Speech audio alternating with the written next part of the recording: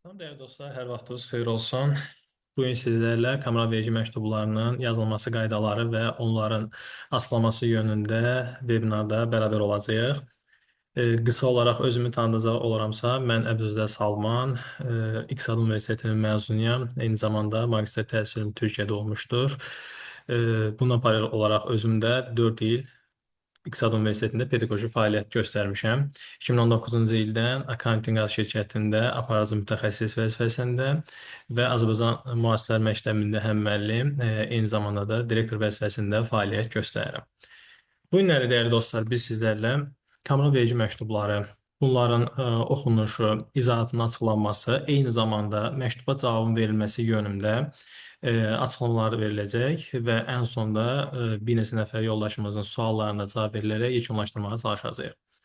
İlk öncə dəyərli dostlar, kameral uyğunsuzluq məktubu nədir? Bunu qısa olaraq açıqlamağa çalışdığımız zaman bildiyimiz kimi günümüzdə hər şey, bütün məlumatlar elektron sistem üzərindən idarə olunmaqdadır. Yəni bizim alışlarımızda olsun, eyni zamanda satışlarımız olsun, bütün bunlar hamısı elektronik ortamdadır, hətta kassa əməliyyatlarına qədər. Kassa əməliyyatları, bütün əməliyyatlar izləndiyinə görə dəyərli dostlar, vergi sistemi birmənalı olaraq bütün hərəkətlərimizi görə bilir və vergi orqanı bu hərəkətlərin nəticəsində yaranan uyğunsuzluqların qısa zamanında vergi ödəyicilərinin ünvanlanması üçün elektron formada məktub hazırlayır. Bunu da biz kameral vergi məktubu və ya uyğunsuzluq məktubu adlandırırıq. Uyğunsuzluq məktubunun yaranma səbəblərinin əsası nədir? Sistem üzərində vergi orqanında görünən məlumatlarla bizim təqdim elədiyimiz məlumatlar arasındakı anlaşılmazlıq, yəni uyuşmamazlıq, üst-üstə düşməzliyi də deyə bilərik. Yəni buradakı səbəb, misal üçün biz bu günləri kassaya 5 manat vurduq və bu dövrlə bağlı hesabatda 5 manatı yazıb göndərmədiyimiz zaman deyəlim və ya 6 manat və ya daha aşağı yazdığımız zaman sistem burada təhlil apararaq oradakı uyğunsuzluğu görüb, fərqinə varır və bunu bizə kameral məktub üzərindən ünvanlayır və burada bizə açıqlama tələb eləyir. Ya səhv vermişiksə, bunun təbii ki, düzəldilməsini xahiş edir. Yox, əgər ki, burada haqlı səbəbdən düz vermişiksə, bunun bizdən açıqlamasını tələb eləyir. Bu bizim göndərmiş olduğumuz bir çox bəyannamələrlə əlaqəli ola bilir. Misal üçün, sadələşmiş vergidir, muzlu işlə əlaqədar vahid bəyannamədir, eyni zamanda əlavə dəyər vergisi və gəlir vergi bəyannaməsi və digər bəyannamələrdir ki, hər birindəki təqdim edilən məlumatlara uyğun olaraq bizə uyğunsuzluq məktubları təqdim edilə bilər. İndi biz növbəli şəkildə hər bir bəyannamə üzrə ümumi olaraq qarşımıza çıxa biləcək əsas önəmli olan uyğunsuzluq məktublarına tək-tək baxacağıq. Onların bəzən olur sayının çox gəlməsi, maddələrinin çox olması bizi qorxuda bilir ki, bu maddələr həddən artıq çoxdur və bu qorxu hissi qapılaraq da biz düşünürük ki, əslində qalsa məktubu anlamırıq və ya oxuya bilmirik, nə demək istədiyini anlaya bilmirik, amma əslində qalsa belə deyil. Biz həmin məktubla bərabər bəyannaməni qarşımıza qoyub, təbii ki, orada təqdim etmiş bəyannaməmizi ən son hansı uyğunsuzluq məktubu gəlib, onu qarşı-qarşıya qoyub təhlil etdiyimiz zaman görəcəyik ki, əslində qalsa istədiyi məlumatlar bizə daha asan və daha sadə gələcək və onun analiz nəticəsində nə istədiyini anlayıb qarşı tərəfə vergi orqanına daha dolğun, düzgün cavabı təqdim edə biləcək. Misal olaraq, birinci başlayacağımız bəyannamə sadələşmiş vergi bəyannaməsi olacaqdır ki, bu bəyannamədə də ən çox hallarda son dövrlərdə vergi ödəyicilərinin qarşılaşdırdığı kameral uyğunsuzluq məktublarında qeyd olunan nüanslardan biri də 30% məsələsidir. Bildiyimiz kimi, sadələşmiş vergi bəyannaməmizdə vergi ödəyiciləri hesabatı rüblü təqdim edir və rüb ərzində dövriyyəsinin 30% nisbətində topdan satış həyata keçirilə bilər. Yəni, elektron qaymə formasında vergi ödəyicilərinə satış, xidmət və ya mal olsun bunu təqdim edə bilər. Bəzən olur ki, vergi ödəyicisi bu limiti gözləmir, yəni unudur, diqqət etmir və dövriyyə satışının 30% deyil, 90% olur, bəzən olur 40%, bəzən olur 50% rüb ərzində qaymədə əsasında formalaşır. Yəni, misal üçün, bizim 10.000 manatlıq sadələşmiş vergi üzrə rüblük dövriyyəmiz vardır və 10.000 manatlıq rüblük dövriyyəmizin qanunvericiliyi əsasında, yəni vergi məcəlləsinin 218.6.1 və 6.2-ci maddə əsasında biz 30%-ni, yəni 3.000 manatını qaymə əsasında təqdim edə bilərik. Amma biz nə edirik? 3.000 manatı gözləmirik. Təbii ki, bu bəzən diqqətsizlikdən olur, bəzən zərurətdən yaranır ki, artıq biz sadələşmişdən çıxmaq istəyirik, hüquqi şəxslərlə işləmək istəyiriksə, bu zamanda bu satış həyata keçirilə bilir və ya biz buna diqqət etmirik və düşünürük ki, 30% keçsə heç bir şey olmayacaq və ya bunun fərqində olmadan da eləyə bilir. Bəzən olur ki, bu məlumatsızlıqdan olur və uyğunsuzluq gəldiyi zaman vergi ödəyicinə məlum olur ki, belə bir maddə varmış və 30% nisbətində onun göndərmə haqqı varmış və limiti keçibdir. Bu halda da bizə kameral uyğunsuzluq gəlir ki, sizin dövriyyənizin 30%-dən çoxdur. Yəni, sadəcə vergi ödəyicisi olmaq üçün həmin maddəni bizə istinad verir ki, vergi məcəlləsinin 218.6 birinci maddəsinə diqqət edin. Həmin maddədə qeyd olunur. Qarışıq əməliyyat, mal və ya iş xidmət fərq etmir. Bunu qarşılıq şəkildə siz ümumi dövriyyəmizin, amma burada nəyə nəzər almağınız lazımdır, dəyərli dostlar? Rüblü dövriyyəmizin. Yəni, bura aylıq deyil, rüb ərzində olan dövriyyə nəzərə alınır və diqqət edilir. Yəni, siz rüb ərzində 10 min manatlıq satışınız olubsa, bunun 3 minə icazə verir. Amma biz nə etmişik? 30%-nin çox olubdur. 30%-nin çox olması isə o deməkdir, artıq biz sadələşmiş vergi ödəyicisi kimi ola bilmərik. Amma burada məktubda diqqət edilməli olan əsas məsələ nədir?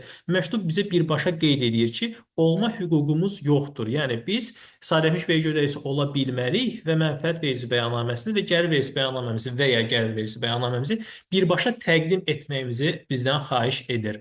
Burada isə dəyərli dostlar, diqqət edilməli olan nüans nədir? 218.7, yəni bu maddənin həmən sonrasında gələn bir maddə var ki, orada bizə vurğulayır ki, siz 30% aşdığınız, yəni sizə təyin olunan həddi, 30% həddini keçdikdən sonra siz mükəlləfiyyətinizi dəyişdirə bilərsiniz. Yəni, mən bu rübləri, misal üçün, 2025-ci ilin birinci rübü dövriyyəmi 30% həddi aşdım, yəni limiti keçdim. Bu halda mən həmin rübdə qala bilərəm. Yəni, həmin rübü sadələşmiş vergi olaraq davam edirəm. Amma bu rüb bitdikdən sonra onu təqib edən rübün birinci ayının birinci günündən müraciət eləyərək mükəlləfiyyətimi dəyişdirəcəm. Sadəcə buradakı gördüyümüz olduğumuz siz hüququnuz yoxdur və birbaşa mənfəət və ya gəlir vergisi hesabatını təqdim etmə vurğulanması bəzən olur ki, vergi ödəyicilərinin anında çaşqınlıq yaradır və düşünürlər ki, artıq həmin dövrlə bağlı sadələşmiş vergi bəyannaməsi təqdim edə bilməzlər. Bu nöqteyi nəzərdən onlar diqqətsizlik edirlər və həmin maddə 218.7-ci maddənin tələbinə nəzərə almadan əvvəlki dövrlə dəyişikliklə bağlı müraciət edirlər. Bu halda biz məktuba cavab verdiyimiz zaman həmin maddəni əsaslandıraraq qeyd edə bilərik ki, biz sadələşmiş vergi üzrə qeyd olunan limiti 2024-cü ilin birinci rübündə keçmişik və 218.7-ci maddənin tələbinə uyğun olaraq həmin rübdə sadələşmiş olaraq qala bilərik. Zəhmət olmasa növbəti rübün birinci ayının birinci günündən, yəni 1 aprel tarixindən mükəlləfiyyətimizin dəyişdirilməsinə nəzərə alasınız və bunu həyata keçirdəsiniz şəklində qeyd edərək müraciətinizi vergi orqanına yönləndirə bilərsiniz və artıq biz həmin dövrün birinci rübündən etibarən yəni onu təqib edən rübün birinci ayından etibarən mükəlləfiyyətimizi dəyişdirmiş oluruq, dəyərli dostlar. Davam edəcək oluruqsa, bundan sonra görmüş olduğumuz fonda da gəlir. Artıq burada yenə sadələşmiş bəyannamə olsa da, bəndə baxdığımız zaman bizdə artıq bir çaşqınlıq yaradır ki, artıq maddə çoxdur, böyüdür. Bu böyüməsinin nəticəsində də insanlar düşünür ki, artıq mən bunu oxumaqdan imtina edirəm və bunu cavablandıra bilməyəcəm. Amma əslində qalsa bu belə deyil. Çünki burada diqqətli oxuduğumuz zaman və həmin göndərmiş olduğumuz, yəni vergi orqanına təqdim etmiş olduğumuz bəyannaməni həmin məktubla yan-yana qoyub baxdığımız zaman əslində qalsa vergi orqanının bizə nə demək istədiyini aydın olur.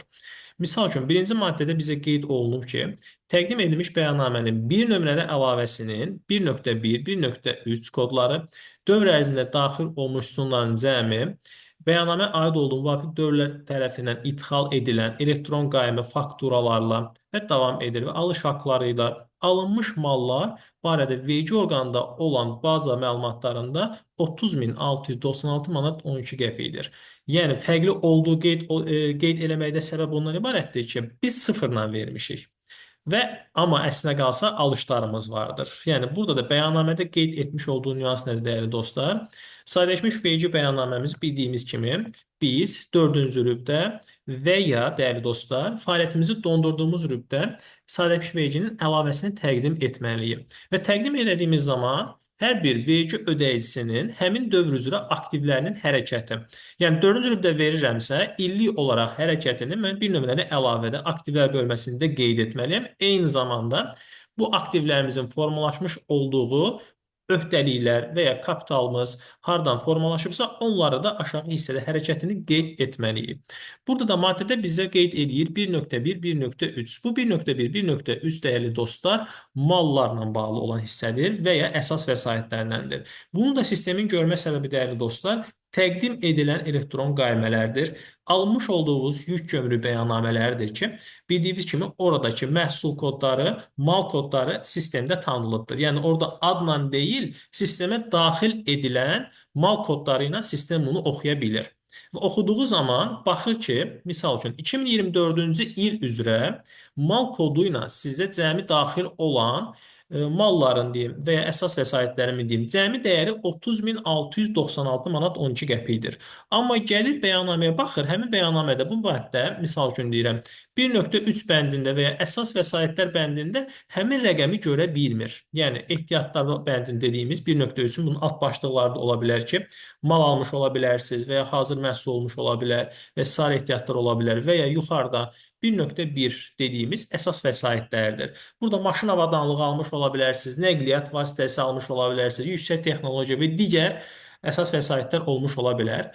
Bu da əsas məqsəd nədir? Həmin bu 30.696 manatı vergi orqanı burada görmək istəyir. Çünki artıq baza məlumatlarında sizin elektron formada almış olduğunuz qaymələr, yük gömrü bəyannaməsindəki datalar vergi orqanında 30.000-ə yaxın, yəni 30.696 manatlıq bir məhsul aldığınızı göstərir. O halda da biz mütləq qaydadadır ki, birinci bu məlumatı dəqiqləşdirməliyik, elektron qaymələrimizi endirməliyik hamısını və yük gömrü bəyannamələrimizə baxmalıyıq. Biz həqiqətən də mal alış-satışı ilə məşğul oluruqsa, deməli mən dövr ərzində daxil olan hissədə 30.696 manat 12 qəpik tam formada göstərməliyəm. Bunu göstərdikdən sonra analiz etməliyəm ki, bunun nə qədərlik hissəsini satmışam, hamısını satmışam, yoxsa bir qismini satmışam. Hamısını satmışamsa, hamısını olduğu şəkildə təqdim etməyə qeyd edərək sıfırlayıram. Yəni ehtiyatlarımı almışdım, mallarım olaraq daxil olub bütün bu vəsaitlər 30.696 manat dəyərində və hamısını təqdim etmişəm deyə sıfırlayıram. Yox, bir qismini təqdim etmişəm, təqdim etdiyim qismini burada qeyd edirəm. Misal üçün 20.000 manatlığını təqdim etmişəmsə, 20 manat hissəsini təqdim etmə hissəsində qeyd edəcəm. Və bunları yazdıqdan sonra mən artıq bəyannamənin növünü dəqiqləşdirmiş olaraq seçərək vergi orqanına təqdim edəcəm. Açıqlama qismində də qeyd edəcəm ki, təqdim olunan məlumatlar, hansı ki mənə burada birinci bənddə qeyd olunan məlumatlar nəzərə alındı və müvafiq düzəliş edilərək vergi orqanına dəqiqləşdirilmiş bəyannamə təqdim edildi, dəyərli dostlar. Davam etdiyimiz zaman, ikinci sətirdəki açıqlama baxdığımız zaman, burada daşınar daşınmaz əmlakla, yəni icarə ilə bağlıdır, dəyərli dostlar. Və burada bizə sətirdə qeyd edən məlumatlar nədir? 1607 1.2 sətrində sütunlarda, bu budur, B1 sütununda göstərilmiş 2400 manat məbləğ, tərəfinizdən icarəyə götürmüş təsərrüfat subyekti üzrə bağlanmış icarə müqaviləsinə əsasən hesabat dövrü üzrə müəyyən edilən icarə məbləğindən 206.77 manat azdır. Burada demək istədiyim nə dəyərli dostlar, bildiyiniz kimi biz obyekti icarəyə götürdüyümüz zaman bunu vergi orqanına bəyan edib obyekt kodu almalıyıq ki, vergi orqanı burada görsün ki, biz fiziki olaraq hansı ərazidə xidmət göstəririk və ya mal satışını həyata keçirdirik. Bu zaman biz həmin məlumatları daxil elədiyimiz zaman vergi orqanı icarəyə götürdüyümüz obyektin satış, yəni icarə məbləğində bizdən xahiş edir və biz də bunu nə edirik? Baza məlumatlarına əlavə edirik. Sadələşmiş vergi ödəyiciləri eyni zamanda dövriyyələrlə bağlı olan məlumatlarla yanaşı, əsas hissəsində ödəmə mənbəyinə tutulan vergi hesablaması hissəsində də icarə ilə bağlı olan rüblü məlumatları qeyd edərək vergi orqanına təqdim edir. Və vergi orqanına təqdim etdiyi zaman baxır ki, burada hansı ki biz baza məlumatları hissəsində yazmışıq, misal üçün qeyd edirəm 2400 manat, amma biz gəlmişik burada 2400 yazmamışıq. Bundan daha aşağı yazmışıq. Yəni, misal üçün deyirəm, buradakı məlumat əsasında 2193 manat 23 qəpik qeyd edib göndərmişik. Burada artıq sistem baxır ki, siz bizə təqdim eləmişsiniz, misal üçün deyirəm, ayı 800 manatdan və cəmi formada bu eləməlidir 2400 manat. Amma siz daha aşağı təqdim etmişsiniz. Bu halda da dəyərli dostlar, bunun səbəbi açıq bir şəkildə müəyyən edilib qeyd olunmalıdır. Yəni araşdırılmalıdır. Ödəmə mənbəyindən vergi bəyannaməsi və ya icarə ilə bağlı olan məlumatlar bura hansı halda qeyd olunur? Ödəmə həyata keçirildiyi zaman, yəni siz ödəməni icra elədiyiniz zaman mən məlumatları bura daxil edirəm. Ola bilər ki, biz qarşı tərəflə razılaşdırmışıq.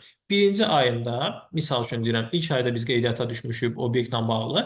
206 manat 77 qəpik daha az ödəmişik. Yəni ödəməmiz daha az olmuşdur.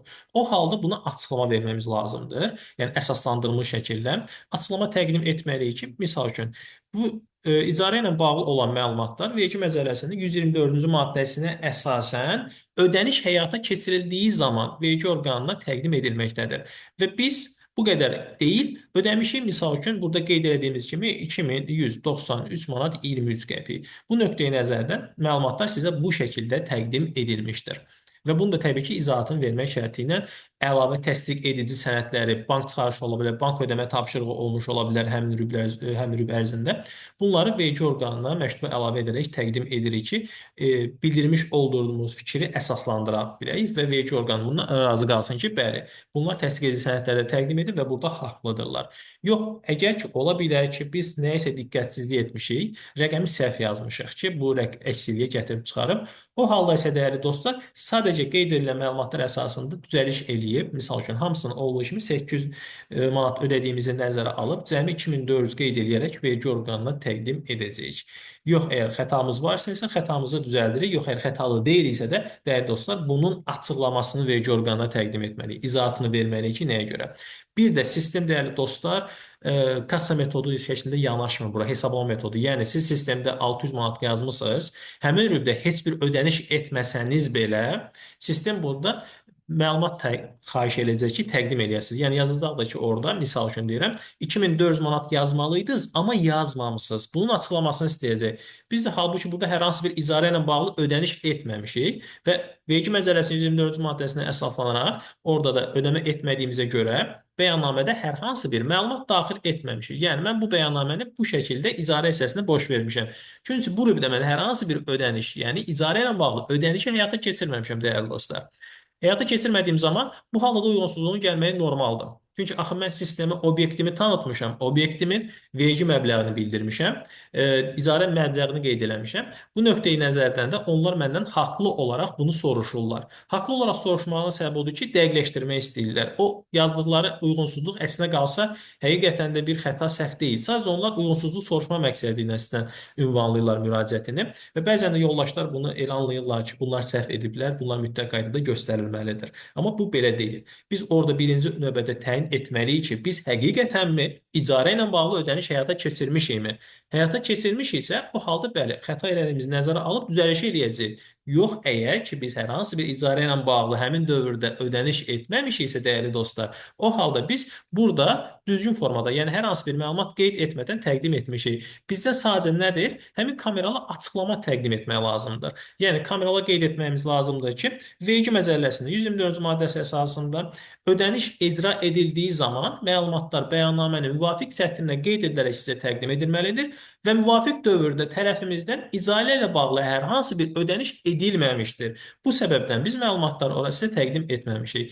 Və ya mən icarə ödəniş dedim, orada bəzən olur ki, qarşılıqlı razılaşma olur, dəyərli dostlar. İcarə verən tərəf qeyd edə bilər ki, misal üçün, mən ilk 3 ayda səndən hər hansı bir ödəniş almayacağam və bunun aramızda bir razılığa gətirmək üçün razılıq protokolu da imzalana bilər. Bu halda da həmin protokolu da siz əlavə edib vergi orqanına yönləndirə bilərsiniz və öz iddia elədiyimiz nüansı əsaslandıra bilərik. Daha sonra dəyərli dostlar, mövzu işlə əlaqədar vahid bəyannaməmiz, bu ilə də bağlı son zamanlarda müəyyən uyğunsuzluqlar gəlir, dəyərli dostlar. Buradakı uyğunsuzluqların ən böyük, ən başlıca səbəbləri nələrdir? Misal üçün, son zamanlarda baş verən uyğunsuzluqlarda biz sayı görə bilirik ki, bir çox vergi ödəyisinə bu gəlibdir ki, baza məlumatlarında qeyd edirik, 2 dəfədən çox göstərir sizdə əməkdaş sayını. Buradakı əsas problem sistemdən qaynaqlanır, dəyərli dostlar. Yəni, orada sistemdə hər hansı bir quraşdırma zamanı və ya sistem sazlaması zamanı nəyəsə xətaya yol verildiyi üçün artıq orada sizin əməkdaşınızı 2 qat görür. Yəni, sizdə 10 nəfər varsa bunu 20 görür, 20 nəfər varsa bunu 40 nəfər görür və bu şəkildə sizə uyğunsuzluq verir ki, sizin muzlu işlə əlaqədar ödənmə məlumatları, yəni vahid bəyannaməni təqdim etdiyiniz vahid bəyannamədə əməkdaş sayı 5 deyil, 10 olmalı idi və bunu 5 nəfər az göstərmisiniz və əmək haqqısında 2 qat görməyə başlayır. Və bu nöqteyi nəzərdən də sizə uyğunsuzluq gəlir. Bunu da sadəcə açıqlamasını vermək lazımdır, əsaslandırma bir şəkildə. Bildiyimiz kimi əməkdaşları işə qəbul etdiyimiz zaman əmas sistemindən biz qeydiyyata alırıq və oradan sistem üzərindən əməkdaşlarımızın siyahısını götürə bilirik. Və buna cavab olaraq həmin əmas sistemindəki əməkdaşlarımızın siyahısını rəsmi ekran görüntüsünü götürmək şərti ilə vergi orqanına cavab verərək bildirə bilərik ki, həmin dövr ərzində misal üçün bizim 5 nəfər əməkdaşımız olmuşdur və bunların bütün məlumatları əmək fəaliyyətlərinə uyğun olaraq hesablanaraq vergi orqanına təqdim edilmişdir, dəyərli dostlar. Və əmək haqqları da hamısı yerində, yəni hesablamalara uyğun olaraq ödənilmişdir. Buradakı digər bir nüanslardan biri də nədir, dəyərli dostlar? Bəzən olur ki, burada məbləğlərdə az əks olunduğu qeyd olunur. Bu da, dəyərli dostlar, sistemdən qaynaqlanır. Yəni, mən əməkdaşı işə qəbul etdiyim zaman 600 manat əmək haqqı qeyd edirəm. Amma 600 manat əmək haqqı tam ay fəaliyyət göstərdiyi zamandır. Əməkdaş ola bilər ki, ayın ortasından işə qəbul olunubdur və ya son 10 gündə və ya son 5 gündə əmək fəaliyyəti göstəribdir. Təbii ki, İşə götürən həmin əmək fəaliyyəti göstərdiyi müddəti əsas götürərək əmək haqqı hesablanmasını icra eləyir və bunu məlumatları sistemə daxil edərək vergi orqanına və müvafiq quruma təqdim edir. Amma sistem qarşılaşdırma elədiyi zaman həmin nüansları nəzərə almadığına görə, yəni mən misal üçün əməkdaşım 600 manat olaraq qros dəyər qeyd eləmişəm, ayın ortasına işə qəbul olduğu üçün 300 manat qeyd eləyirəm və bu şəkildə vergi orqanına təqdim edirəm. Və vergi orqanı bunu ki, baxdığı, yoxladığı zaman sistem üzərindən baxır ki, əmək haqqı 600 manatdır, amma siz 300 manat yazmısınız. Və ya tam tərsi ola bilər, ayın ortasından qəbul etməmişəm, ayın ortasından işdən azad etmişəm. O halda da yenə də fəaliyyət göstərdiyi müddətə uyğun hesablama aparırsınız. Son haqq hesabını hesablayaraq həmin yoldaşa ödəməsini həyata keçirirsiniz. Bu da hesablama nəticəsində qrosun altında olur. Yəni onun aylıq əmək haqqısının altında olur və nəticə etibarilə sistem yenə bunu yoxladığı zaman bizə uyğunsuzluq verir. Uyğunsuzluq verdiyi zaman da məbləğin aşağı, yuxarı və ya deyək bu qədər az əks elətdirmisiniz. Bunu da, dəyərli dostlar, açıqlamasını vergi orqanına təqdim etməyimiz lazımdır. Və qeyd edərək həmin əməkdaşın əgər ki, ayın ortasında işə qəbuldursa, işə qəbul olma bildirişini sistemə yükləməli, yox, əgər xitamdırsa, xitam bildirişini yükləyərək əsaslandırmalıyıq ki, həmin əməkdaşımız misal üçün deyirəm, 15 fevral tarixindən işə başlamışdır və həmin dövr üzrə əmək haqqısı, həmin ay üzrə əmək haqqısı işlədiyi günlər əsas götürülərək həyata keçirilmiş və bəyannamədə qeyd edilərək sizə təqdim edilmişdir. Və ya həmin gündə işdən azad olunmuşsa, eyni formada 15 fevral tarixindən işdən azad edilmişdir öz ərizəsi əsasında və ya hansı səbəb varsa onu qeyd edirsiniz. Çünki xitam ərizəsində, xitam bildirişində bu səbəb göstərilir. Misal üçün, öz ərizəsi əsasındadırsa qeyd edirik ki, öz ərizəsinə əsasən xitam verilmişdir və xitam verildiyi gündəki əmək haqqıları hesablanaraq vergi orqanına təqdim edilmişdir, müvafiq quruma təqdim edilmişdir. Və bunu təsdiq edici sənəd olaraq ya əmək xitam bildirişini yükləyirəm və ya işə qəbulla bağlı olaraq əmək müqaviləsinin bildirişini biz təsdiq edici sənəd olaraq yükləyirik ki, həqiqətən də budur. Onsuz da sistemdə yoxladığı zaman işlədiyi və işləmədiyi günlərin sayını da sistemə daxil edirik. Bəzən doğrudur, haqlı səbəblərdən qeyd edə bilərsiniz. Axı biz işləmədiyi günlərin səbəbini açıqlayırıq və işsiz günlərin səbəbini açıqlayırıq orada. Və bunu nəzərə almalıdır sistem. Amma təəssüflər olsun ki, hal-hazırki durumda bunu nəzərə almır sistem və tam olaraq görür və tam olaraq gördüyü üçün sizə bu şəkildə uyğunsuzluq verir. Burada sadəcə bizim icra edəcəyimiz açıqlamaların düzgün formada vergi orqanına və müvafiq quruma təqdim edilməsidir.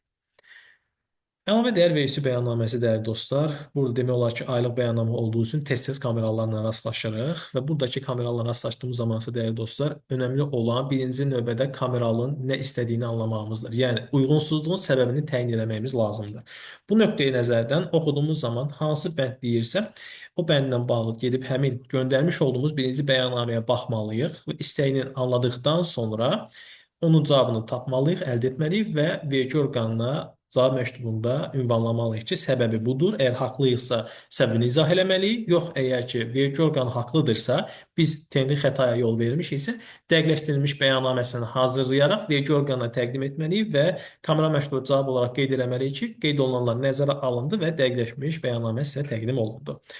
Hal-hazırda görmüş olduğumuz uyğunsuzluqda isə bizə qeyd olunur ki, təqdim edilmiş bəyannamənin 301-ci əlavə dəyər vergisinin 18% dərəcə ilə cəlb olunan əməliyyatlar sətrinə daxil olmuş məbləğ xüsusunda göstərilmiş 817 manat hesabat dövrü ərzində ƏDV depozit hesabınıza 195 manat 66 qəpik mədaxil olması nəticəsində müəyyən edilmiş 1087 manat məbləğdən 270 manat azdır. Birinci dəyərli dostlar, nə edirəm? Gəlirəm mütləq qaydada bəyannaməmizə, yəni BTP proqramına keçid edirəm, həmin bəyannaməni tapıram. Bəyannaməni tapdıqdan sonra, dəyərli dostlar, istədiyi sətrə gedirəm. 301-ci sətr deyir. 301-ci sətr və 18% dərəcə əməliyyatlar. Yəni, bu gəlib istinad verir məndə 3 nömrəli əlavəyə. 3 nömrəli əlavədə yoldaş burada vuruluyur ki, sən 817 manat qeyd eləmirsən. 817 manat, misal ki, mən mal satışını həyata keçirmişəmsə, gəlib burada 817 manat yazmışam və ya Sətrin daxil olmuş sütunda üzr istəyirəm. Burada qeyd olunan nədir? Daxil olmuş sütununda 817 manat göstərmişəm. Yəni təqdim edilmədə deyil. Mən bu məbləği göstərmişəm. 817-də daxil olmuşdur sütunda. Zaten bəyannaməni açdığı zaman onsuz da siz bunu görəcəksiniz avtomatik qaydada. Biz gəlmişik. Daxil olma sütununda 817 manat yazmışıq. 817 manatında buradan baxdığımız zaman ƏDV qarşılığı nə qədərdir dəyərli dostlar? 147 manat 6 qəpiyə bərabərdir. Yəni mən hesab eləmişəm ki, 817 manat ƏDV-siz dəyəri təbii ki, ödəniş olunubdur. Amma vergi orqanı depozit hesabına gedib baxır. Depozit hesabına baxdığı zaman isə görür ki, depozit hesabında bizdə 195 manat 66 qəpik. Qarşısında da qeyd eləyir, ƏDV-siz dəyəri 1087 manat daxil olma göstərilir.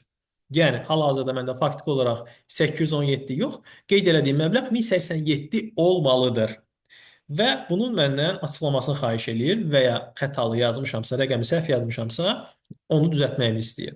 Bu halda isə dəyərli dostlar, biz nə etməliyik? Birinci növbədə gedib depozit hesabına baxmalıyıq. Depozit hesabındakı daxil olmanı dəqiqləşdirməliyik ki, həqiqətən də qeyd elədiyim məbləğ orada bizə alıcılar tərəfindən ödənibmi, yoxsa yox?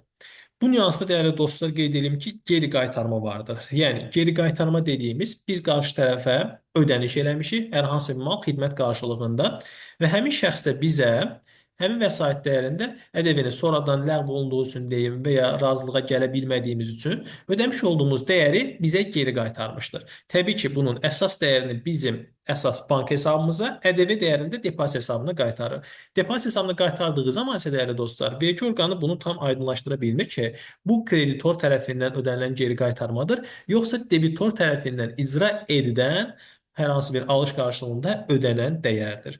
Bu nöqteyi nəzərdən bunu bizdə uyğunsuzluq olaraq görür. Çünki görür ki, sizin baza sisteminizdə daxil olan 195 manat 66 qəpik, yəni ƏDV-siz dəyər olaraq 1087 manatdır. Ona görə bunu bizdə irad bildirir. Bu halda isə dəyərli dostlar, bizim açıqlama təqdim etməyimiz lazımdır. İlkin növbədə ƏDV ilə bağlı geri qaytarma olduğu zaman ümumilikdə hər bir vergi ödəyicisi digərinə onlayn kərküzarlıqdan bir məktub yazır və ona bildirir ki, filan tarixdə icra edilən ödənişin, səhv ödənişin ola bilər və ya artıq ödəmənin ola bilər, geri qaytarılmasını sizdən xahiş edirəm. Bu nədir dəyərli dostlar? Əlinizdə bir sənəd və ya sübutdur ki, sabahlar belə bir şəkildə uyğunsuzluq gələndə həmin vergi orqanına bu məlumatı siz təqdim edirsiniz. İkincisi, ƏDV depozit hesabından geri qaytarıldığı zaman mütləq qaydada ki, demək olar ki, kreditor təyinat hissəsində qeyd edir ki, filan tarixli, filan saylı edilən ödənişin, bu qədərli səhv ödənişin geri qaytarılması. Artıq orada təyinatdan da geri qaytarılma yazılması bizim üçün yetərli olur ki, yəni əsas verir ki, bu geri qaytarmadır, hər hansı bir ödənişlə bağlı daxil olma deyil. Bu nöqteyi nəzərdən, dəyərli dostlar, biz burada artıq düzəltmə əməliyyatı deyil, sadəcə vergi orqanına açıqlama ilə bağlı informasiya təqdim etməliyik. Yəni, vergi orqanına biz təqdim edəcəyik ki, bu tarixində icra olunan, misal üçün, fevral ayı üzrə hesabatdırsa, 10 fevralda daxil olan, ƏDV-siz dəyər olan 270 manatlıq vəsait bizim geri qaytarmamızdan qaynaqlanır və həmin məlumatda təsdiq edici sənəd olaraq göndərilən məktub və ƏDV depozit hesabının çıxarışı sizə təqdim edilir əlavədə. Və depozitlərin çıxarışını onu təqdim edirsiniz, təyinat hissəsinə baxdığı zaman da avtomatik olaraq görür.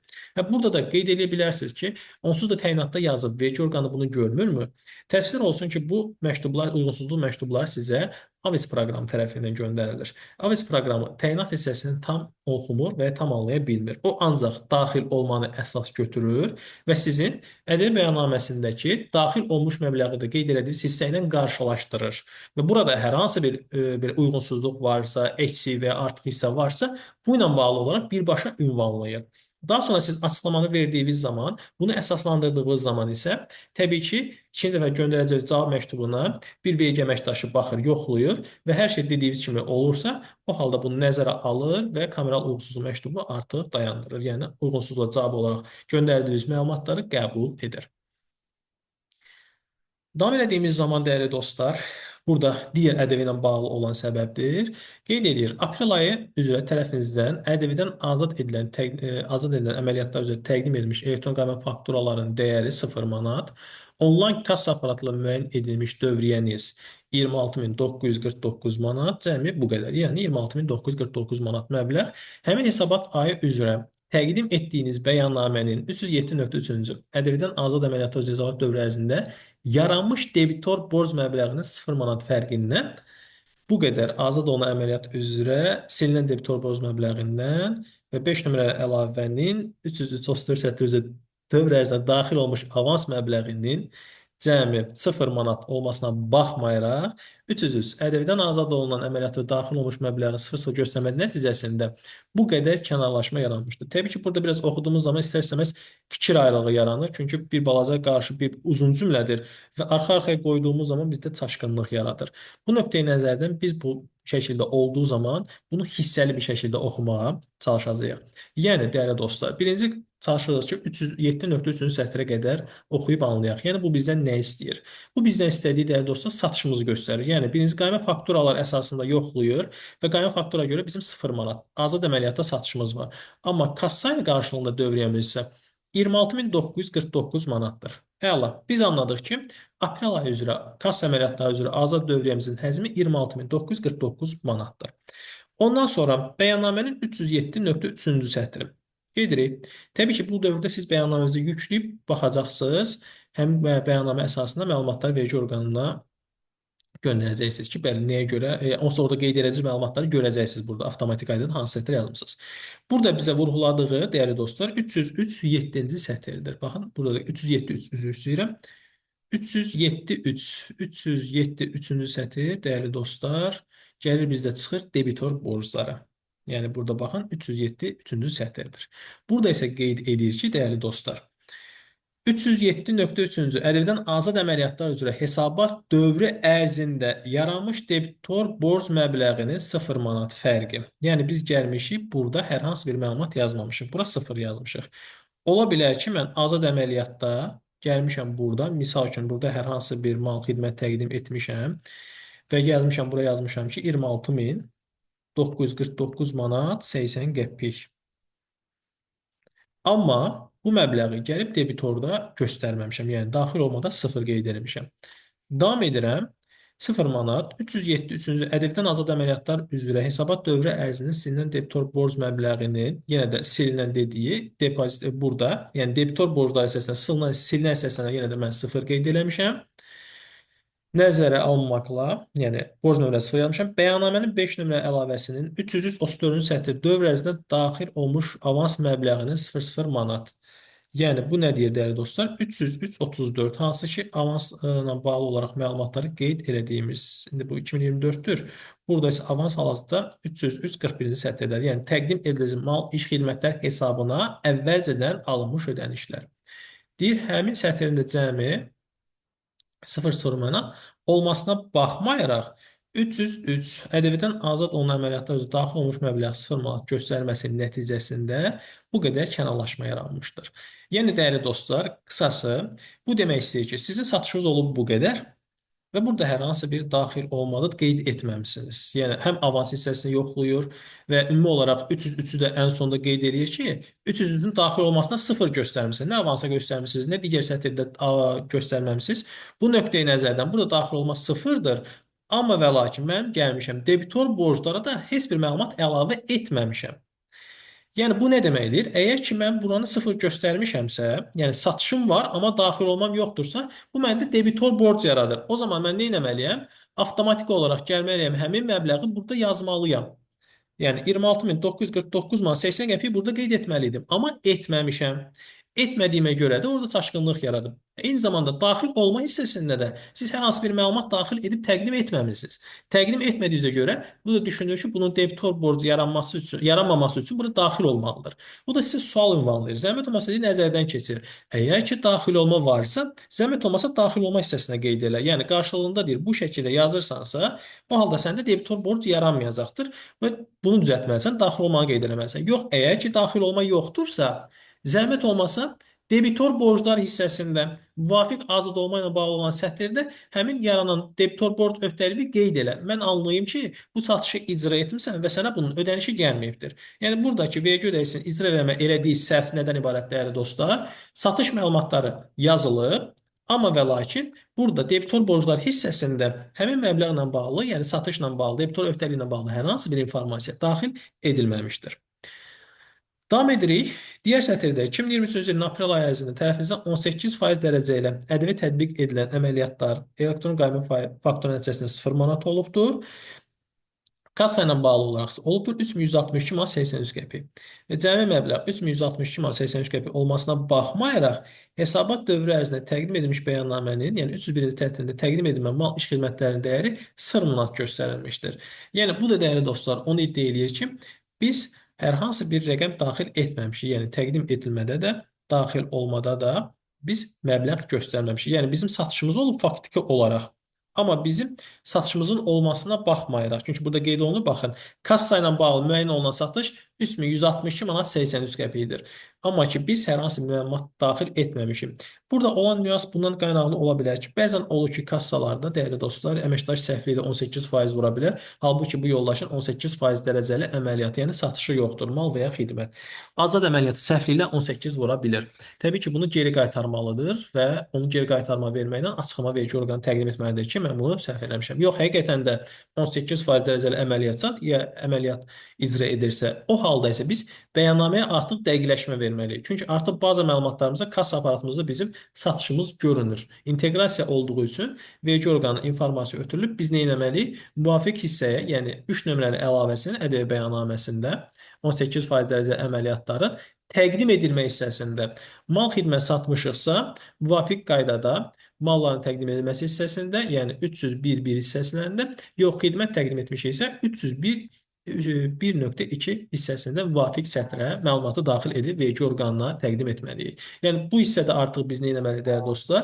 Bu səbəblər qarşılığında dəqiqləşdirilmiş bəyannamə göndərməliyik və buna cavab olaraq da qeyd etmək lazımdır ki, verilən məlumatlar nəzərə alınaraq müvafiq düzəliş edilərək dəqiqləşdirilmiş ƏDV bəyannaməsi sizə təqdim edilir.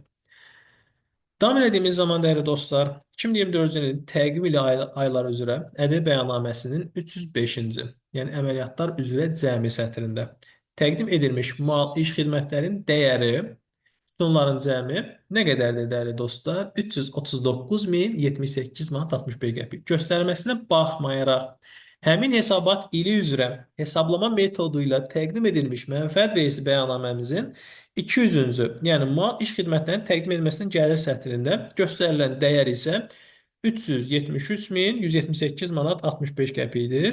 Üstə gəlinsin qeyd olunur amortisasiya ilə bağlı 0 manat, 202 amortisasiya olmayan aktivlərin təqdim edilməsi, amortisasiya olmayan aktivlərin təqdim edilməsi 0, daşınmaz, daşınmaz əmlakın icarəyə verilməsi 0 və digər gəlirlər də 0-dır. Yəni nəticə etibarilə toplam gəlirimiz, mənfəət vergisi bəyannaməsindən təqdim edilən gəlirimiz 373.178 manat 65 qəpikdir.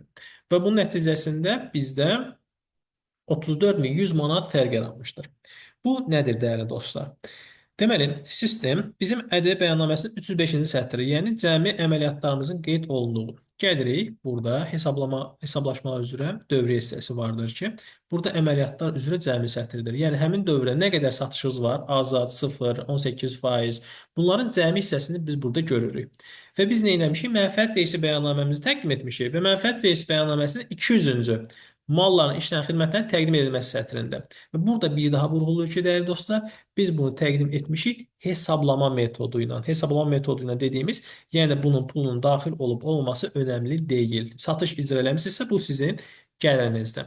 Hesablama metodundan verdiyimiz bəyannaməmizdə, yəni mənfəət bəyannaməmizdə isə biz isə gəlir bölməsində göstərmişik 373.178 manat 65 qəpik. Artıq burada dəyərli dostlar bir uyğunsuzluq olduğunu iddia edir ki, burada da artıq haqlıdır. Çünki mənfəət vergisi bəyannaməmizdə həmin il üzrə icra etmiş olduğumuz mal və ya xidmət satışların cəmi ƏDV-siz dəyərini yazırıq. 12 ay ərzində təqdim etdiyimiz bəyannamədə də eyni formadadır. Biz də orada da satışlarımızı, ƏDV-siz satışlarımızı, yəni 0 dərəcədir, azaddır, 18% dərəcəli əməliyyatlarımızı yazırıq. Bu da haqlı olaraq sistem nə edib? Bir-birinə qarşılaşdırma edib. 12 aylıq bəyannamələri cəmləyib təqdim etməmizi. Və orada çıxarıb ki, 339 mindir. Amma getmişsiniz biz nə etmişik? Mənfəət bəyannaməsində yazmışıq 373 min. Artıq biz burada nə etməliyik? Analiz eləməliyik. Ya mənfəət bəyannaməsində səhv göstərmişik, yəni 34.100 manat artıq qeyd eləmişik məlumatı və ya da ƏDV bəyannaməmizdə qeyd edilən məlumatı nəzərə almamışıq. Yəni 34.100 manatlıq satışımızı göstərməyi hansısa ayda unutmuşuq. Artıq nə etməliyik? Biz həmin 34.100 manat əksik göstərdiyimiz ƏDV ayını tapmalıyıq, yəni həmin ayı tapmalıyıq. ƏDV bəyannaməsinə ya düzəliş verməliyik, yox əgər mənfəətdə xətalı eləyib gəlirimizi çox göstərmişiksə, bu halda mənfəət vergisi bəyannaməmizə düzəliş etməliyik və həmin dəyəri oradan azaltmalıyıq, dəyərli dostlar. Burada artıq dəqiqləşmə getməlidir. Birinci növbədə analiz getməlidir. ƏDV bəyannamələrimizin hamısını yükləməliyik. Həmin il üzrə, yəni 2024-cü il üzrə hər 12 aylıq. Amma dəyərli dostlar, bəyannaməni də yüklədiyimiz zaman diqqət etməliyik. Ən axırıncı hansı olubsa, dəqiqləşmə olaraq verdiyimiz həmin bəyannaməni götürüb yükləməliyik və onun üzərindən hərəkət etməliyik. Burada bəzən səhvliklər eləyərək birinci göndərdiyimiz bəyannaməni, yəni carini yükləyir. Halbuki ondan sonra biz bir dəfə və iki dəfə dəqiqləşmiş göndərmişik. Onu nəzərə almırıq və burada təbii ki, xətalara yol vermiş ola bilərik. Bu nöqteyi nəzərdən ən sonuncu hansı bəyannaməni göndərmişiksə, onu nəzərə alıb, yəni yükləməni eləyib analizimizi həyata keçirdirik. Hansı dövr üzrə əksi məlumat vermişiksə, ƏDV bəyannaməsində onu düzəldirik. Yox, əgər baxırıq ki, yox, ƏDV-lər hamısı doğru olubdur, sadəcə biz mənfəətdə səhvli ilə bunu çox yazmışıqsa, o halda mənfəət vergisi bəyannaməmizə dəqiqləşdirilmiş olaraq düzəldib yenidən təqdim edirik. Davam edirik ƏDV bəyannaməsi üzrə. Burada da birinci sətr olaraq da göstərilən səbəb, yəni birinci bənddə təqdim edilmiş bəyannamənin 301-ci sətrindəki 18% dərəcəli cəlb olunan əməliyyatlar sətrinə daxil olmuş məbləğ sütununda göstərilmiş 0 manat məbləğ hesabat dövrü ərzində ƏDV depozit hesabımıza 1729 manat 80 qəpik məbləğlərində mədaxilin olması nəticəsində müəyyən edilmiş 9610 manat kənarlaşma hesab olmuşdur. Bu da bayaq gördüyümüz bəndlə eyni təşkil edir. Yəni, dəyərli dostlar, burada sistem gedir, təqdim edilmiş olduğumuz ƏDV bəyannaməmizin 301-ci sətrində, yəni 3 nömrəli əlavəsində görmüş olduğumuz daxil olma sətrini baxır, yoxlayır buranı. Baxır ki, biz burada hər hansı bir məbləğ yazmamışıq, yəni burada sıfırdır. Və gedir depozit hesabımızdakı daxil olmalara baxır. Orada baxdığı zaman görür ki, 1729 manat 80 qəpiklik bir ƏDV var. Yəni, onun ƏDV-siz qarşılığı 9610 manatdır. Yəni, bir 9610 manatlıq, yəni ƏDV-sini dediyimiz zaman 1729 manat 80 qəpiklik bir ƏDV vəsaiti daxil olubdur. Burada artıq bizdən az göstərdiyimizi iddia edərək açıqlama tələb edir. Əgər ki, deyir, nəzərə almamısınızsa, yəni bu ola bilər diqqətinizdən çıxıbsa, zəhmət olmasa dəqiqləşmə verin. 9610 manat debitorun sizə ödəmiş olduğu ƏDV-siz dəyəri göstərin. Yox, əgər az əvvəl qeyd elədiyim kimi geri qaytarmadırsa, biz geri qaytarma üzərindən açıqlamanı vergi orqanına təqdim edirik. Təbii ki, burada yenə dediyim kimi əsaslandırmalıyıq. Depozit hesabının çıxarışını yükləyirik ora. Təbii ki, orada görünməlidir geri qaytarma olduğu. Və eyni zamanda qarşı tərəfə ünvanladığımız məktub ki, xahiş eləmişik ki, misal səhv edəniş eləmiş ola bilərsiniz və ya orada məbləğ artıq köçürülübdür. Bunun ünvanladığımız məktubu vergi orqanına təqdim edirik və bunu əsaslandırırıq. Davam edirik ikinci bəndə. Təqdim edilmiş bəyannamənin 18% dərəcəli əməliyyatlar üzrə 307.1 artıq 307-ci sətir qeyd edən zaman bu debitor layihəsini qeyd edir. Hesabat dövrünün əvvəlinə debitor borc məbləği 0 manat, ötən dövrdə təqdim edilmiş bəyannamənin 18% dərəcə cəlb olunan əməliyyatlar üzrə hesabat dövrünün sonuna debitor borc məbləği arasında 12.550 manat 57 qəpik fərq olmuşdur, dəyərli dostlar. Yəni, bu nə demək istəyir? 307-ci sətir. Gəlirəm, debitor borclara baxıram. Debitor borclarda mənə iddia elədiyi sətir 307.1-dir, dəyərli dostlar. Deyir ki, hesabat dövrünün sonuna hansı hesabat dövrünün əvvəlki hesabatın, yəni bundan əvvəl təqdim etmiş olduğumuz ədəbi bəyannaməmizin hesabatın dövrünün sonuna olan qalıq dəyəri 12.550 manat olubdur. Amma bunu təqdim edəndə biz həmin gəlib 12.550 manatı biz burada qeyd etməmişik, dəyərli dostlar. Qeyd etmədiyimiz zaman artıq orada sual yaranır. Əgər ki bunu daxil olmuşdursa sizə, yəni bu vəsaiti almısınızsa, zəhmət olmasa bunu burada daxil olma əvvəlki qaydada qalıqda qeyd edib, daha sonra silinən hissəsində qeyd edin. Yəni bu şəkildə yazmamız birbaşa bunu sıfır olaraq qəbul eləməyimiz düzgün deyil, dəyərli dostlar. Yəni mən burada birbaşa bunu sıfır olaraq yazıramsa, mən hesab eləmişəm ki, artıq bu debitor ödənibdir və mən bura göstərmək istəmirəm. Artıq debitor qalığım yoxdur. Bu yanlışdır. Əgər ki mən ötən dövrün sonuna qalığı göstərmişəmsə, bundan əvvəlki bəyannamədə mütləq qaydada bu bəyannaməni başladığım zaman gedib açıram əvvəlki bəyannaməmi. Orada hesabat dövrünün sonuna əks olunmuş debitor borc öhdəliyimi burada olduğu şəkildə hesabat dövrünün əvvəlinə yazmalıyam. Yazmadığım zaman sistem bunu qarşılaşdırır və mənə uyğunsuzluq verəcək. Qeyd edəcək ki, axı sənin dövrün sonunda 12.000 var idi orada, 12.550 manat. Nəyə görə bunu burada qeyd eləməmisən? Bu heç də qeyd eləməmək bizə uyğunsuzluğumuza gətirib çıxardır. Bu nöqteyi nəzərdən, dəyərli dostlar, biz bunu nə etməliyik? Düzəltməliyik. Yəni burada qeyd olunan, hansı ki əvvəlki dövrdə dövrün sonu olan qalığımız nədirsə, olduğu şəkildə burada qeyd etməliyik. Təbii ki, burada bu nüanslar da olmuş ola bilər. Bəlkə yolda keçən dövr xətalı əməliyyat icra edib 12.550 manat qalmayacaqdı. Sadəcə orada debitor hissəsini yazanda xətaya yol verib onu düzəltməlidir. Onu düzəltmiş olarsa, təbii ki, burada sıfır qalırsa əvvəlki dövrdə, onda burada sıfırdan başlaya bilərsiniz. Yəni sıfır ola bilər. Yox, bundan əvvəlki ayın ədəbi bəyannaməsində dövrün sonuna 12.550 manat qalırsa, mütləq qaydada biz də cari ayı yazdığımız zaman 12.550 manatlı debitor borcdan başlayıb davam etməliyik. Cari dövrün debitorunu qeyd eləmək şərti ilə və sinirləri yazmaqla gəlib sonuca çıxmalıyıq, nəticəyə çıxmalıyıq. Həmin dövrün də sonuna qalan artıq növbəti dövrün ədəbi bəyannaməsinin dövrün əvvəlində olan debitor borc qalığı olacaqdır. 3 nömrəli başlıqda, dəyərli dostlar, yanvar ayı 2025-ci ilin yanvar ayı ərzində tərəfinizdən 18% dərəcəli ƏDV tətbiq edilən elektron qayma fakturaların dəyəri 8425 manatdır. Kassa aparatların dəyəri isə, yəni kassa ilə satışımızın cəmi dəyəri isə 0 manatdır, dəyərli dostlar, mötərizənin içərisində qeyd edilib. Yəni cəmi nə qədər satışımız oldu? 8425 manat 80 qəpik. Olmasına baxmayaraq, hesabat dövrü üzrə təqdim edilən bəyannamədə isə biz hər hansı bir data yazmamışıq, yəni 000 olaraq qeyd olunub. Bu isə o deməkdir, dəyərli dostlar, biz bəyannaməni artıq boş təqdim eləmişik. Hər hansı bir məlumatlara yer verməmişik. Buna baxmayaraq, bizim artıq satışımız var və ya kassa ilə satışımız olmasa da qayma ilə satışımız mövcuddur. Və qayma ilə olan satışı sistem gördüyünə görə avtomatik bizə uyğunsuzluq verir və bizdən tələb edir ki, bəyannaməni düzgün formada təqdim edək. Ola bilər ki, burada müasib artıq bəyannaməni boş verib, boş təqdim edib, bu nöqteyi nəzərdən də bizdə 0 olaraq görünməkdədir. Yəni hər hansı bir qalıq orada, yəni əməliyyat görünmür. Və bunun əsasında biz nə etməliyik? 8425 manat 80 qəpik 18% dərəcə əməliyyatları artıq 3 nömrəli əlavənin təqdim edilmək hissəsində müvafiq olaraq mal və ya xidmət hissəsindən qeyd edərək təqdim etməliyik. Gəlir verisi bəyannaməsinə bağlı, dəyərli dostlar, burada da bizə qarşımıza çıxan kameralardan biri tərəfinizdən hesablama metodu ilə təqdim edilmiş gəlir verisi bəyannaməmizin 1200.1, yəni malların təqdim edilməsi gəlir 1200.2 işlərin görülməsinə bağlı gəlirlərdə sətrində göstərilmiş cəmi 163.433 manat 28 manatlıq gəlir məbləği hesabat dövrü ərzində təqdim edilmiş onlayn kassa aparatıdır. Eyni zamanda ixrac əməliyyatlarıdır, elektron qayma fakturaların cəminə, orada da qarşılığı bizdə göstərir, dəyərli dostlar, 192.503 manat 28 qəpikdir və bu baza məlumatlarında hamısı təzədən bizdə yekunlaşdırır. Arasında, dəyərli dostlar, deyir 29.070 manat az əks etdirilmişdir, dəyərli dostlar. Yəni, dəyərli dostlar, gedir baxır mənim kassa satışıma, qayma satışıma, ixrac sənədlərimə. Orada baxır ki, məndə sistemdə görünən 192.500 manatdır. Amma mən nə yazmışam, dəyərli dostlar? 163.400 manat yazmışam. Və sistem avtomatik bunun fərqini mənə verir və bunun məndən açıqlamasını tələb edir. Və ya səhv yazmışamsa, dəqiqləşdirmiş bəyannaməmi göndərməyimi, yəni bəyannaməni düzəldib yenidən təqdim etməyimi xahiş edir.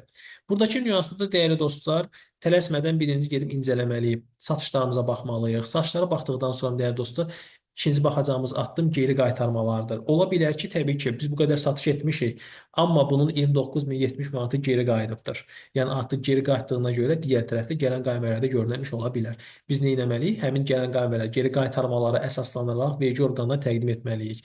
Və ya ola bilər ki, bunların içərisindən ləğvə getmişlər olmuş ola bilər, dəyərli dostlar. Kassa olmalı, kassa aparatı üzrə və ya qaymələr üzrə ləğv olunan əməliyyatlar olmuş ola bilər, amma vergi onu yenə də sistemdə təqdim etmək kimi görür. Bu halda da dəyərli dostlar, bizim sadəcə vergi orqanına açıqlamalı təqdim etməliyik. Yəni izahatını verməliyik ki, nəyə görə mən burada 192.500 manat deyil, 163.433 manat təqdim etmişəm.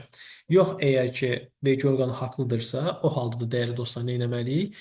Onu biz düzəldiş eləməliyik, 192.500 manata gətirib o formada bəyannaməni vergi orqanına təqdim etməliyik.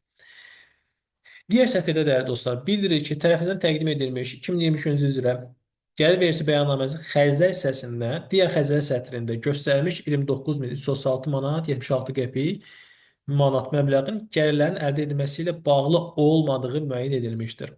Bu şəkildə yazması, dəyərli dostlar, birbaşa iddiadır. Yəni, digər xərclər sətri elə bir sətirdir ki, siz yuxarıda xərclər bölməsinin yuxarı sətrində bilmədiyiniz bütün xərc maddələr var ki, ola bilər, onları düşünürsünüz, orada deyil, hamısını digər sətrindən yığacaqsınız. Və bu zaman vergi orqanı sizdən haqlı olaraq açıqlama tələb eləyəcək. Yəni 29.336 manat yazmısan, okeydir. Amma açıqlamanın düzü bu şəkildə yazmağı biraz insanları, daha doğrusu vergi ödəyicilərini və ya mühasibləri qorxudur. Çünki gəlirlərin əldə edilməsindən bağlı olmadığını düşünür. Amma bu, dəyərli dostlar, yenə deyim, iddiadır. Siz əsaslandıra bilirsiniz ki, mənim bu 29.336 manat sırf olaraq bu gəlirlərimlə bağlıdır.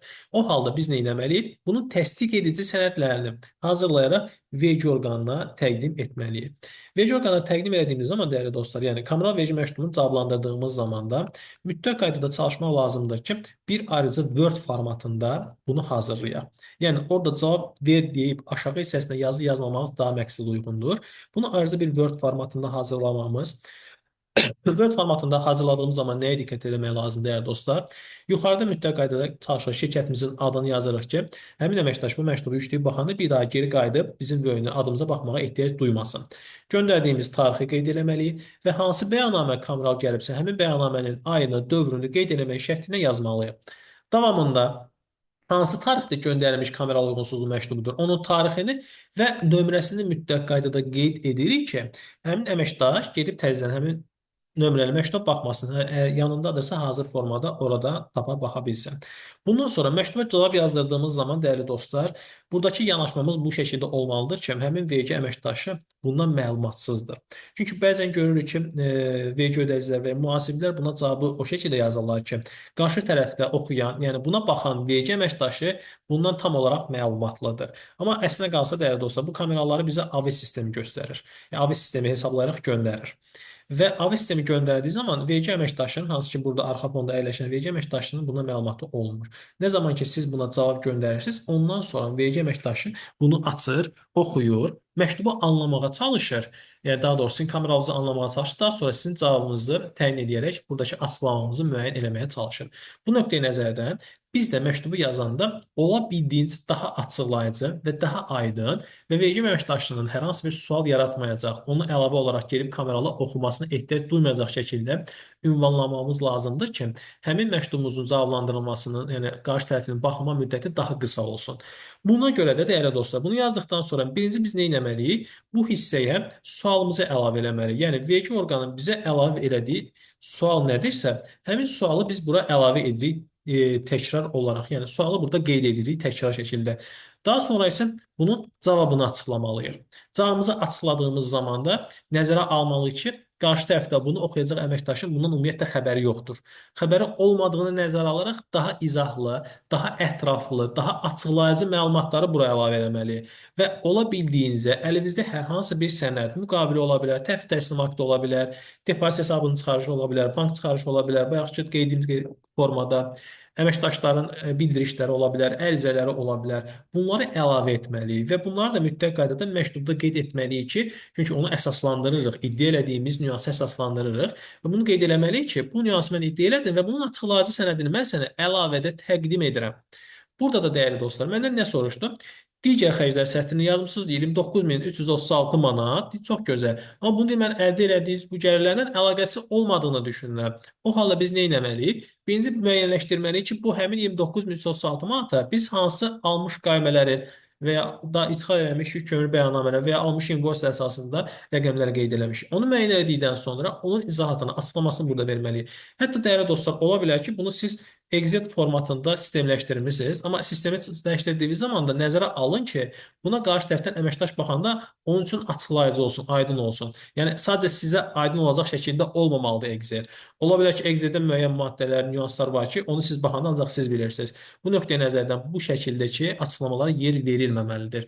Yəni açıqlama elə bir şəkildə olmalıdır ki, bu işlə əlaqəsi olmayan üçüncü bir şəxs gəlib bu məktuba baxdığı zaman, göndərdiyimiz cavaba baxdığı zaman, oxuduğu zaman ona bütün nüanslar aydın olmalıdır.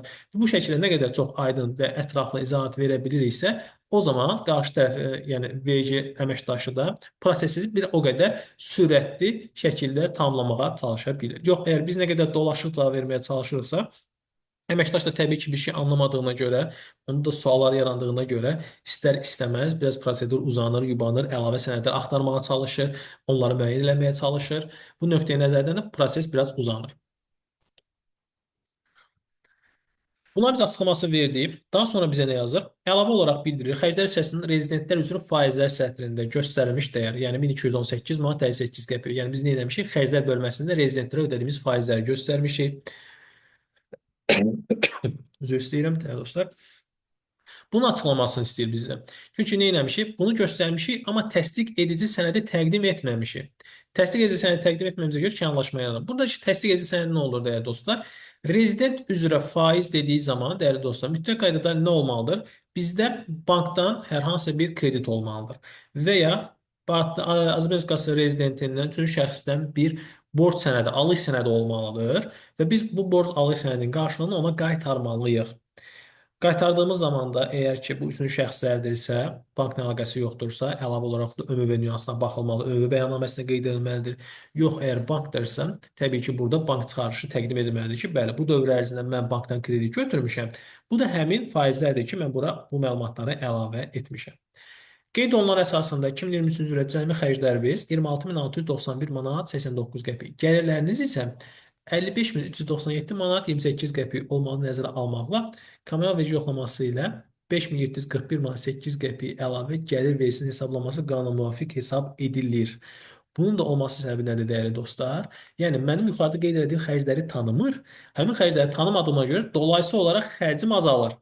Xərc azaldığına görə avtomatik gəlirim artmış olur, dəyərli dostlar. Gəlirim artdığına görə də mənə əlavə vergi hesablayır və bunu mənə izahatını verir. Təbii ki, dəyərli dostlar, burada da mən nə etməliyəm? Vergi orqanına açıqlama təqdim etməliyəm. Qeyd etdiyim kimi, bu açıqlama nə qədər detallı, izahlı, açıqlayıcı olursa, vergi orqanı da onu qısa zamanda yekunlaşdıraraq, sonlandıraraq sizə müsbət geri dönüş edir və hər hansı sual varsa da qeyd edir. Eyni zamanda dəyərli dostlar, məktubu qeyd etdiyimiz zaman, yəni bu formada məktubu hazırladığımız zaman, yəni sual-cavab müsbətində, yəni ikinci sualını qeyd edirsiniz aşağısında, onun cavabını açıqlayırsınız və bu minvalla davam edirik. Neçə dənə sual varsa, o qədər cavab yazırıq. Həm birincisi, ilkin olaraq vergi orqanı bu məktubu açıb qarşılığını gördüyü zaman qarşı tərəfin bundan agah, yəni məlumatda olduğunu, bunu uyğun olaraq normal bir şəkildə cavab verdiyini anlayacaq. Eyni zamanda sonda əlaqə nömrənizin qoyulması da onlara bir informasiya ötürəcək ki, artıq burada izahat verilibdir. Mənim hər hansı bir sualım yarandığı zaman orada nömrə axtarmayacağam. Həmin məktubda qeyd edilən nömrə ilə əlaqə saxlayıb birbaşa anlamadığım hissələrin yəni, sualını verəcəm. Yəni sorğulayacağam qarşı tərəfdən və bu mənim prosedurun daha sürətli, daha qısa zamanda həllinə köməklik göstərəcək. Bu nöqteyi nəzərdən də dəyərli dostlar, ilkin olaraq bizə kommunal gəldiyi zaman biz hansı maddədir, hansı bənddir, yəni sayının çox olması bizi belə deyim də qorxutmasın. Bəzən olur ki, 15-20 bənddə olur, amma bəndə diqqət eləsəniz, 3-ü, 4-ü bir-birinə bənzərdir. Sadəcə fərqli formada sizə təqdim edilib və nəticəsində eyni rəqəmi görəcəksiniz ki, misal üçün qeyd edilir sonda hamısında. Məndə 10 dənə başlıqda gəlir, bunun 5-inin sonundakı rəqəmlər bir-birinə bənzəyir. Yəni demək olar ki, eynidir. Və deməli bu 5 bəndə enir. Sadəcə bunlar fərqli formada uyğunsuzluq verilibdir. İkinci nüans hər zaman bəyannaməmizi hansı bəyannamə ilə bağlı gəlibsə, həmin göndərdiyiniz bəyannamənin mütləq qaydada yayına açıb baxmaq lazımdır. Yayına qoyub məktubla bərabər baxdığımız zaman biz artıq sətrinə diqqət eləsək, həmin sətr bizi ora aparacaq. Həmin sətrə baxdığımız zaman biz anlayacağıq ki, artıq vergi orqanı burada nə demək istəyir. Mən hansı bəndiyə məlumatı daxil eləmişəm və vergi orqanı hansı məlumatı görür. Sistemdə hansı məlumatı o özündə əks elətdirir. Və buna uyğun olaraq artıq mən cavabımı hazırlayıb vergi orqanına təqdim etməliyəm. Cavab da hazırladığım zaman qeyd etdiyim kimi daha məqsədə uyğun olur ki, Word formatında ayrıca hazırlamaq və onu sistemə əlavə eləmək. Yəni sistemdə birbaşa qeyd olunan cavab yaz hissəsində deyil də ayrıca məktub formasında, Word formasında təqdim etmək daha məqsədə uyğun olar ki, burada həm biz suallarımızı aydın formada qeyd edə bilərik, yəni sualları qeyd edib cavablarını aydın formada yaza bilərik, açıqlamalarına yer verə bilərik və ən sonunda da əlaqə məlumatımızı qeyd edərək daha düzgün, sərgəli formada vergi orqanımıza təqdim edə bilərik ki, vergi orqanı da buna baxdığı zaman qarşı tərəfin ciddi olduğunu və açıqlayıcı olduğunu görüb bizim məsələmizin daha qısa zamanda həllini həyata keçirə bilər. Bəli, dəyərli dostlar, qeyd edəcəyimiz məlumatlar bura qədər olacaqdır. Bura qədər dinlədiyiniz üçün hər birinizə təşəkkür edirəm. Hər hansı bir sualımız varsa, dəyərli dostlar, 2-3 sualı qısa olmaq şərti ilə alıb cavablandıra bilərik. Sual olan əməkdaşlardan, yoldaşlardan da xahiş edəcəm. Əl qaldırmaq butonu vardır. Əl qaldırmaq butonuna klikləyərək əlini qaldıracaq və səsi aktiv hala gələcək və sualını ünvanlaya biləcək.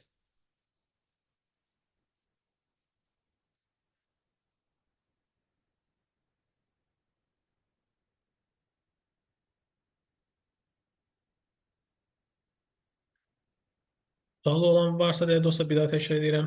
Əl qaldırmaq simvolundan istifadə edərək sualını ünvanlaya bilərəm. Buyurun Ramil bəy. Salam müəllim, hər vaxtınız xeyir olsun. Öncədən Buyurun. təşəkkür edirəm, hər kəsə salamlar. Müəllim, bir sualım olardı sizə.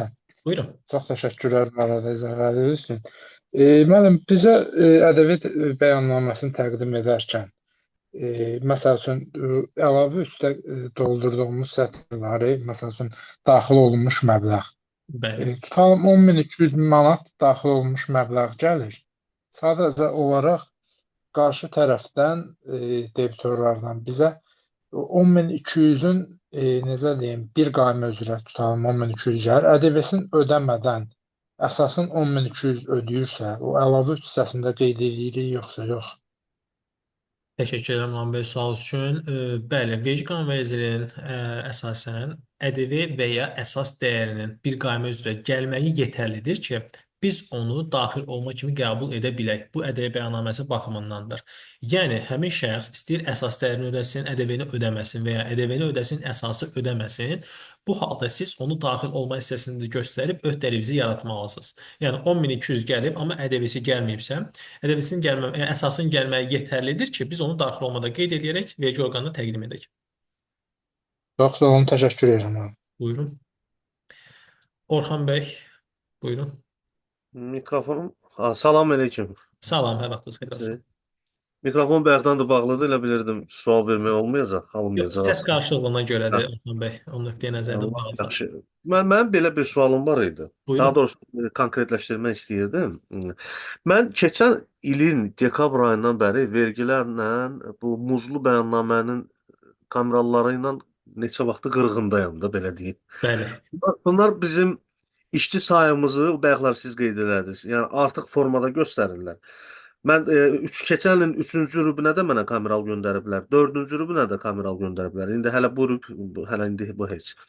Başlamış. Mən deməli Əmasdan iyul ayından tutmuş 24-cü ilin belə iyun, avqust, sentyabr, oktyabr, dekabr daxil hamısını yüklədim. Bütün mənim o müqavilələrimi, işçilərin xidmətdən kimlər ki xitam verilibdi, kimlər ki işə qəbul olub və yanvar ayında hal-hazırki dövrə qədər və fevralda elə elədim. Aktiv müqavilə sayım kimdən ki var, onların hamısını mən yüklədim bir Excel formasına. Bəli. Məktubumu yazdım, göndərdim bu vergilərə, lakala, belə deyim, daha dəqiq olsun. Bunlar və o PDF-ləri də yüklədim ora qoşma kimi. Sonra orada ümumi işçilərin indi gəlirlərini də hər ehtimala, çünki orada da fərq yaradırdılar, çıxardırdılar. Məndə də bir forma düzəltmişdim, işçilərin ümumi gəlirləri o formada. Onu da göndərdim onlara ki, yəni bu problemi konkret köklü dibli həll olunsun da. Yəni bu neçə aydır, mən onlar yazır mənə kamera al, mən bunlara məktub yazıram. Yenə də təzədən, yəni belə qaş tutdu oynuruq da bir növdə. Yəni o mənə yazır, mən ona yazıram. Yəni ortada da bir şey yoxdur. Axırı yəni qısası nə? Axırı mən daha Dövlət Vergi Xidmətinin özünə birbaşa müraciət elədim. Onlara da göndərdim. Onlar mənə belə deyək, sadəcə bir necə deyərlər, o Məktub. formal formal şəkildə yazdılar ki, bu məsələyə baxılacaq, araşdırılacaq, amma hələ ortada bir şey yoxdur. Yəni qısası mən nə formada eləyim ki, yəni bu davşı konkret bezdiriblər məni də, yəni bu vahid bəyannamədən.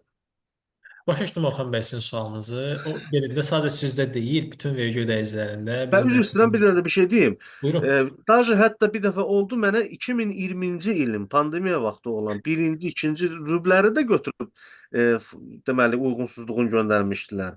Mən daha hətta bunlara da müraciət etdim ki, bəs niyə siz 4 il gözləyirdiniz, indi durdunuz göndərdiniz bunu.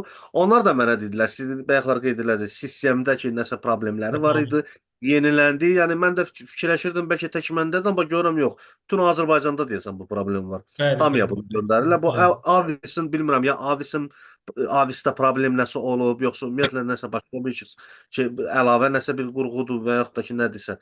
Amma yəni konkretləşdirmə yoxdur, konkret cavab da vermirlər. Yəni bilirsiniz necə elə ancaq hələ uzadım, sonra hə bir 5 gün keçsin, bu mənə gecikdirsin, cavabı verməsin, buna bir dənə sanksiya qoyum.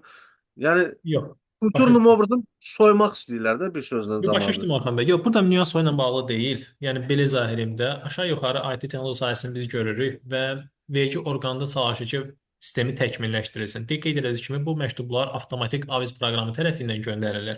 Və AVIS proqramında da orada müvafiq kodlar yazılır, müvafiq oradakı mütəxəssislər tərəfindən. Sadəcə o kodlar yazılanda sağ olsun mütəxəssislərimiz belə deyim də deyir, gözün üzərdəkini vurub qaşını da partladır.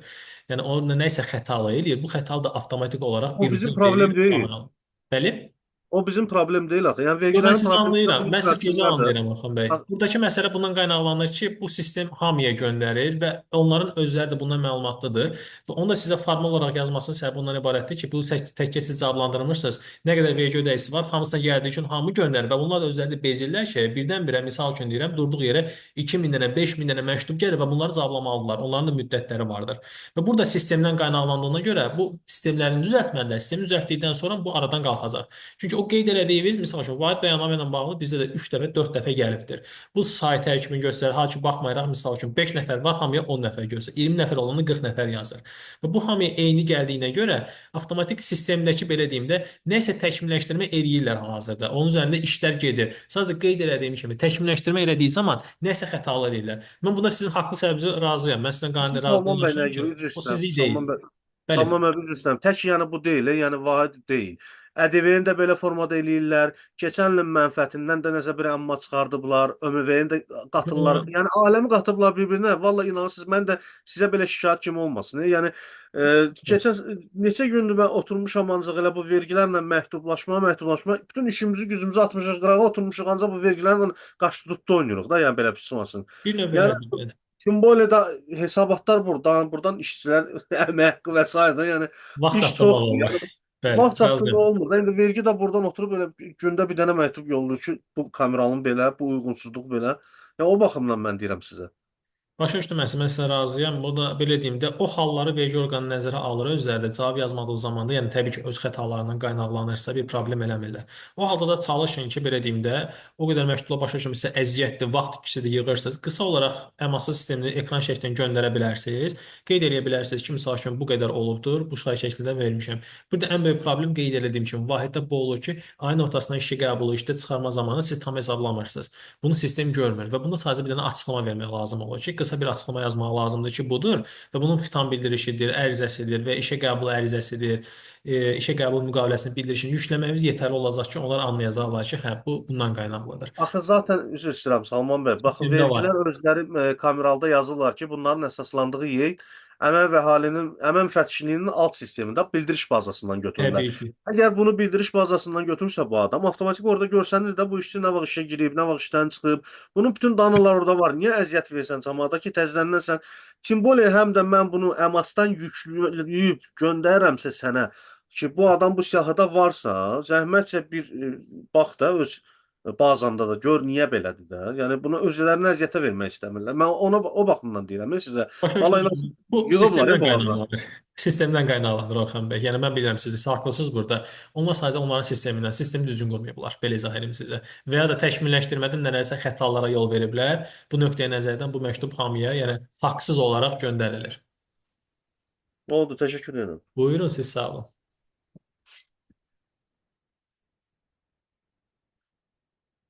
Buyurun Aydan xanım. Sizin də sualınızı alaq. Səsiniz aktiv olunacaq. Salam, axşamınız xeyir Salman bəy. Təşəkkür edirəm. Təşəkkür edirəm ətraflı məlumatlandırıcı webinar üçün. Salman bəy, belə bir sualım var idi. Pərakəndə olaraq, yəni bir tibbi müəssisə, klinika fəaliyyət göstərir. Onun illik qəbzində, məsələn, əks olunub ki, dövriyyə tutaq ki, 500 min deyək ki, belə. Evet. Demək, bankı yoxlayıram. Bankda tutaq ki, 300 min mədaxil ƏDV ilə qarışıq təbii ki və həmçinin kassaya mədaxil 150 min. Bəli. Belə deyim, qalan 50 min hardadır? Yəni bankda yoxdur, kassada yoxdur, amma qəbzdə yazılıb ki, o var. Və buna görə yəni mən o məbləği tapa bilmirəm ki, mən balansı düzgün yəni qurum. Belə deyim. Düz anladımsa, siz kassada misal üçün deyirəm 150 minlik satış edirsiniz, amma sizə uyğunsuzluq gəlir ki, siz 150 deyil 200 minlik satış eləmisiniz, düzdürmü Aydan xanım? Yox, baxın, uyğunsuzluqdan getmir söhbət. Məsələn, bu 2 ildir məndə artıq belə bir çətinlik var. Qəbzdə məbləğ daha artıqdır, nəinki kassa ilə bankın cəmi. Belə deyim də, yəni üçüncü mənbə yoxdur axı ki, pul ora gəlib. Qəbzdə elə bil artıq göstərilir ki, artıq gəlib. Və həmçinin ƏDV məbləği də tam elə bil o məbləğdən hesablanmır. 1 min, 2 min daha artıq olur. Onun səbəbini sadəcə sizdən öyrənmək istirdim. Çünki bu da uyğunsuzluğa aparıb gətirir. Yəni mən banka göstərsəm deyəcəklər ki, qəbzdə dövriyyə daha çoxdur. Onu belə deyim də, kassa aparatından qaynaqlanan bilən bir problem olmuş ola bilər Aydan xanım. Siz birinci yəni kassa operatorla görüşməyə çalışın. Onunla danışın. Çünki bizdə bəzən belə hallarda olubdur. Faiz nisbətini səhv qoymuş ola bilər. Orada kodlamada nəyisə səhvə yol vermiş ola bilərlər. Bu nöqteyi nəzərdən çıxaranda, misal üçün, bu gün 1000 manat vurursunuz, amma sabahlar gəlib baxanda görürsünüz, yəni çıxarış alanda görürsünüz 1000 görünmür orada, 1500 görünür.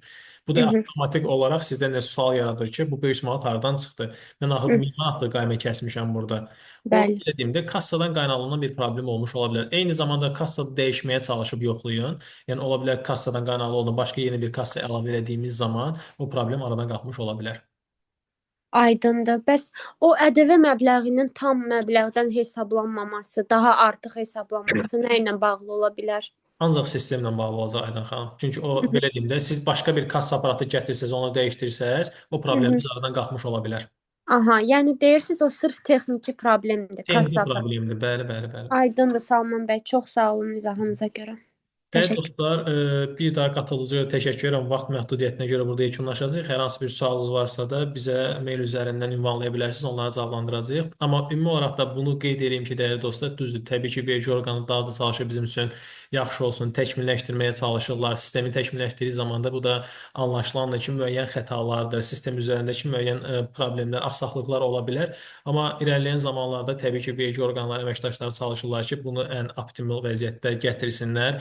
Və bu, belə deyim də, təbii ki, vergi orqanlarına da xoş deyil ki, bu qədər sual yaratsınlar. Onlar da çalışırlar ki, hər şey daha yaxşı, daha şəffaf hala gətirsinlər həm vergi ödəyicilər arasında ki, bu qədər, belə deyim, uyğunsuzluq məktubu suallar yaranmasın və hər şey daha tez həllinə qovuşsun. Amma təbii ki, bu da, belə deyim də, bir anda mövcud olmur, zaman alır. Bu nöqteyi nəzərdən də biz də bizim müəyyən şeyləri anlayışla qarşılamağa çalışmalıyıq. Bir daha dəyərli dostlar, qatıldığınız üçün hər birinizə təşəkkür edirəm. Vaxt ayırıb dinlədiyiniz üçün minnətdarım. Hər birinizə xoş həftə sonları arzulayıram.